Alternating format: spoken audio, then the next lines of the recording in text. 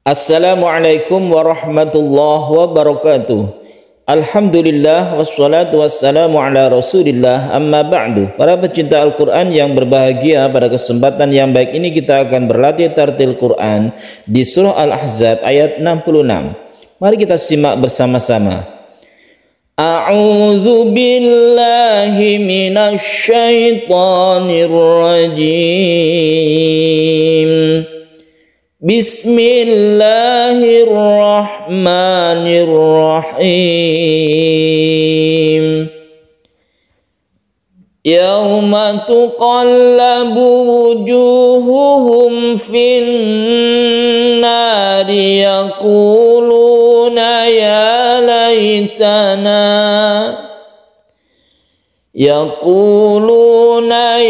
laitana ata'na Allah wa ata'na ar-rasula wa qalu rabbana inna ata'na sadatana wa kubara'ana fa'adalluna as-sabila Rabbana atihim di'faini minal azabi wal'anhum la'nan kabira. Para pecinta Al-Quran yang berbahagia, tadi kita baca ayat ini karena kita tidak kuat nafas, maka kita berhenti di ya laitana. Ketika kita berhenti di ya laitana, yaquluna ya laitana, kita berhenti sebagai mat tabi'i, artinya kita panjangnya satu alif saja. Tanda layar ini digunakan apabila kita wasol, apabila kita terus, tapi ketika kita wakaf tanda layar ini tidak digunakan.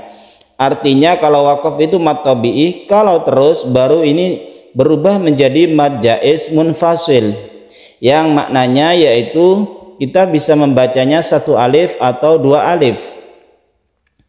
Apabila kita berhenti di sini, kita ulangi dari yaquluna.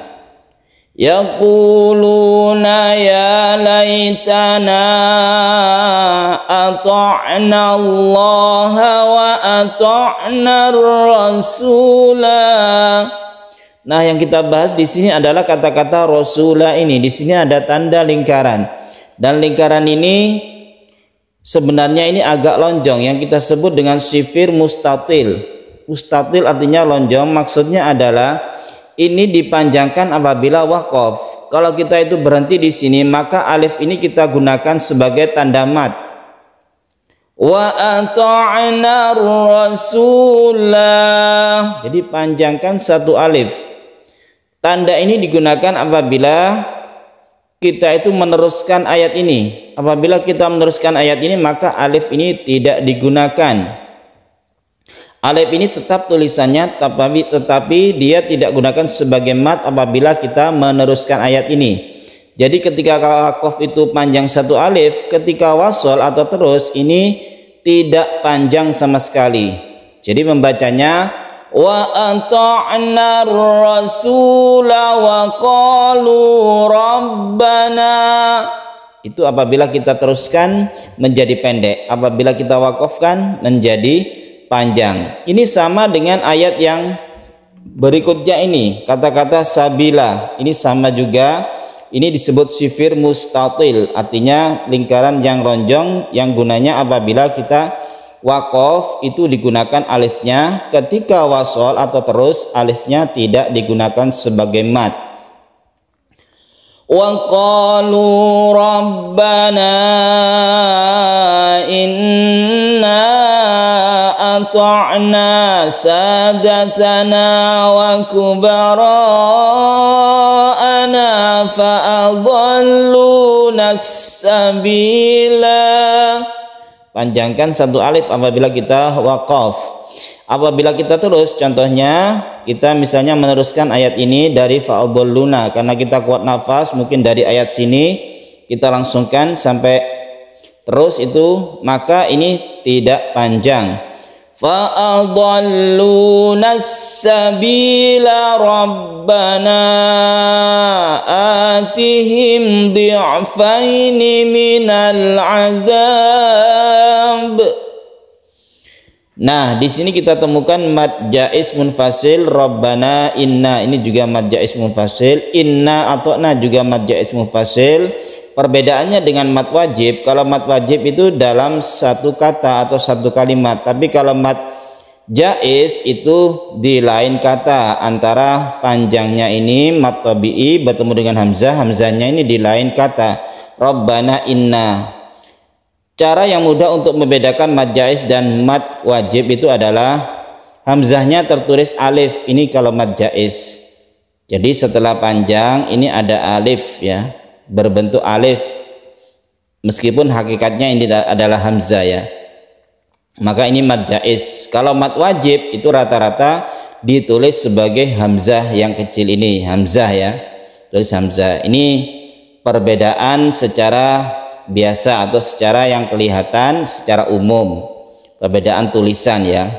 Kalau misalnya berbentuk alif seperti ini, seperti juga yang ya laitana atau nah, ini mad jaiz. Jadi yang seperti alif itu mad jaiz, yang tertulis hamzah tapi memang sama-sama hamzah, yang tertulis hamzah bukan tertulis alif, ini mad wajib ya. Seperti yang sini, yang ayat berikutnya Rabbana atihim tertulis alif, berarti mad jaiz. Itu cara mudahnya untuk membedakan. Akan tetapi kita juga harus mengetahui ini lain kata begitu asalnya, karena munfasil itu artinya terpisah atau lain kata, muttasil artinya bersambung, maksudnya adalah satu kata. Itu perbedaan antara mad jaiz dan mad wajib. Rabbana atihim di'afaini minal azabi wal anhum la'nan kabira.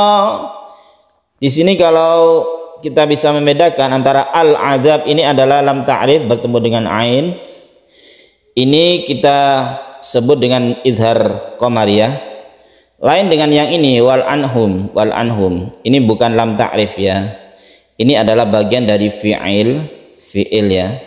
Memang di sini juga hamzah wasol, tapi ini merupakan fi'il amr. Fi'il amr itu kata kerja perintah kalau dalam bahasa Arab, tapi kalau ini kata benda atau noun ya kalau dalam bahasa Inggris. Kalau ini verb atau kata kerja fi'il, di sini fi'il amr. Rata-rata kalau fi'il amr, kalau dia itu memang dari sulasi atau dalam ilmu shorof itu ya, itu kalau diawali dari alif, itu alifnya itu sebagai hamzah wasol. Jadi hamzah wasol memang tidak dibaca kalau misalnya dia itu diteruskan. Seperti kata-kata idhab, idhab, tapi kalau ada wawunya wadhab gitu, sama dengan yang ini. Ini aslinya itu ada harokatnya, yaitu i ya, harokat i, il anhum la'nan kabiro. Jadi ini bukan al yang al ta'rif itu, tapi ini merupakan fi'il amr itu dalam ilmu shorof. Wal anhum la'nan kabira. Wal anhum, nun bertemu dengan ha, idhar halqi, kemudian mim bertemu lam, idhar syafawi. La'nan kabira, ikhfa hakiki, tanwin bertemu dengan kaf, kemudian diakhiri dengan mad iwad. Iwad artinya apa? Iwad artinya ganti, maksudnya adalah tanwin fathah ini diganti menjadi mad. Asalnya kabiron menjadi kabiro. Kabiro panjangnya satu alif. Baiklah, kita baca dari awal, silakan ditirukan. Yauma tuqallabu wujuhuhum finnari yaquluna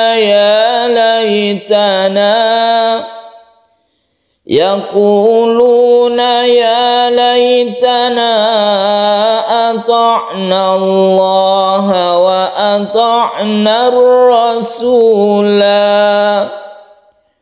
wa qalu rabbana inna ata'na سادتنا وكبراءنا فأضلونا السبيلا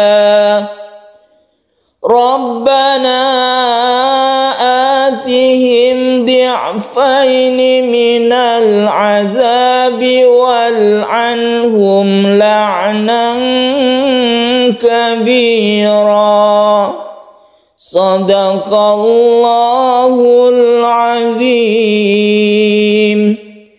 Para pecinta Al-Quran yang berbahagia, demikian latihan tartil Quran kita disertai dengan tajwid. Semoga bermanfaat. Wassalamualaikum warahmatullahi wabarakatuh.